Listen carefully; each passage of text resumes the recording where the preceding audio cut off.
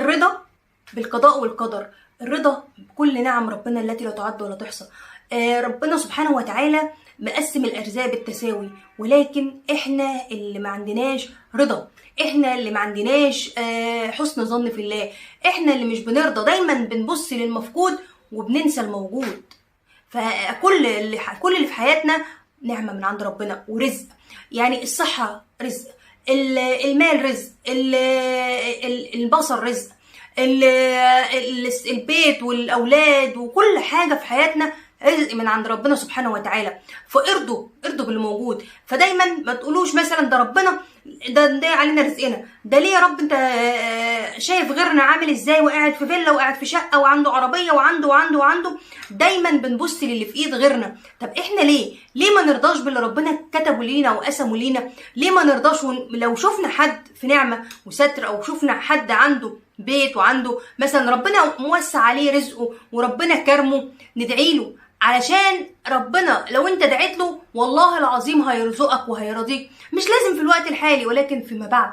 ربنا ما بيجيبش حاجه وحشه لحد، ربنا ممكن يحرمك من اي حاجه انت مثلا حاببها او انت عايزها، مش عشان هو بيعذبك، بالعكس ده علشان يهذبك. انتوا عارفين يعني ايه يهذبك؟ ان هو يعلمك يعني ايه الصبر، يعني ايه ان انت ترضى بالموجود، يعني ايه ان انت يبقى عايزك تدعي له، عايزك تقرب منه، عايزك ترفع ايدك كده وتصلي وتدعي ربنا وتقول له يا رب ارزقني، يا رب اكرمني. ممكن شايف ان انت مش مستعد او مش مهيئ نفسيا للحاجه دي، فممكن بيأجلها. هو مش بيحرمك منها، هو بيأجلها للوقت المناسب اللي انت تكون مستعد فيه، اللي انت تكون يعني تقدر ان انت تحافظ على الحاجه دي. لان ممكن لو جات لك مثلا في الوقت ده ممكن تضيع منك، وساعتها هتزعل وتحط ايدك على خدك وتقول يا ريتها ما جت. طب ما هو ربنا بقى لو علمتم بالغيب لاخترتم الواقع. فربنا سبحانه وتعالى هو اللي عالم بالغيب، هو اللي عالم باللي هيحصل لنا، هو اللي عالم بان احنا هنقدر نحافظ على الحاجه دي ولا لا. فاوعوا تزعلوا، لان ربنا سبحانه وتعالى ما بيجيبش حاجه وحشه لحد، بالعكس ده ربنا سبحانه وتعالى بيحبنا وبيبقى عايز ان هو يختبر قوه ايماننا وصبرنا، وبيشوفنا هنصبر وهنرضى ولا لا، بيشوفنا ان احنا هنرضى بالموجود ولا لا، وهنرضى باللي ربنا قسمه لينا ولا لا. دايما عودوا اولادكم ما يحقدوش على حد، لو شافوا حد في نعمه يدعوا له، لو شافوا حد عنده مثلا ابتلاء يقفوا جنبه، ما يتخلوش عنه.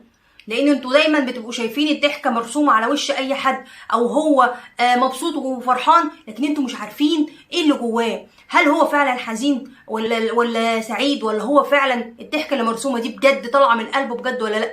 انتوا مش عارفين، انتوا شايفين لكم الظاهر بس، لكن ما تعلموش ايه اللي جوه الواحد. كل باب مقفول على همه ومشاكله، مفيش بيت خالي من المشاكل او الهموم، ولا حد سعيد ولا مرتاح. لا اللي معاه فلوس مرتاح، ولا اللي ما معهوش فلوس مش مرتاح.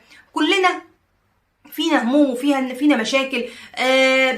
بلاش الحسد، بلاش الحقد اللي جواكوا ده، بلاش تستكتروا النعمه على غيركم. لان ربنا سبحانه وتعالى يعني لو انتوا استكترتوا على غيركم ممكن هيبعد عنكم الرزق. فافرحوا لغيركم وادعوا لغيركم عشان ربنا يكرمكم سبحانه وتعالى.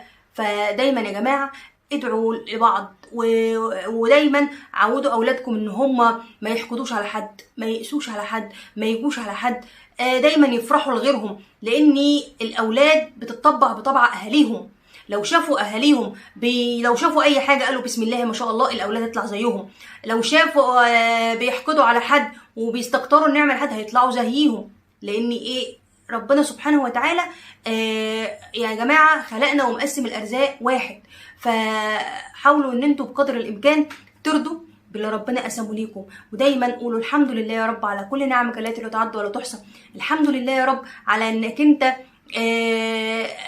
سترتنا، وعلى نعمة البيت، وعلى نعمة الأولاد، وعلى نعمة الصحة، وعلى نعمة كل حاجة في حياتنا رزق. الحمد لله. فدايما احمدوا ربنا واشكروه على نعمه التي لا تعد ولا تحصى. واسال الله العظيم رب العرش العظيم ان يكرمنا جميعا ويرزقنا ويوسع ارزاقنا ويكبر بخاطرنا، لان مفيش احسن من جبر الخواطر، ان ربنا هو وحده اللي يكبر بخاطرنا. لو جبرت بخاطر حد ربنا سبحانه وتعالى هيتولى امرك بنفسه وهيكبر بخاطرك. اردوا واجبروا بخاطر كل اللي حواليكم علشان ربنا يكبر بخاطرنا جميعا.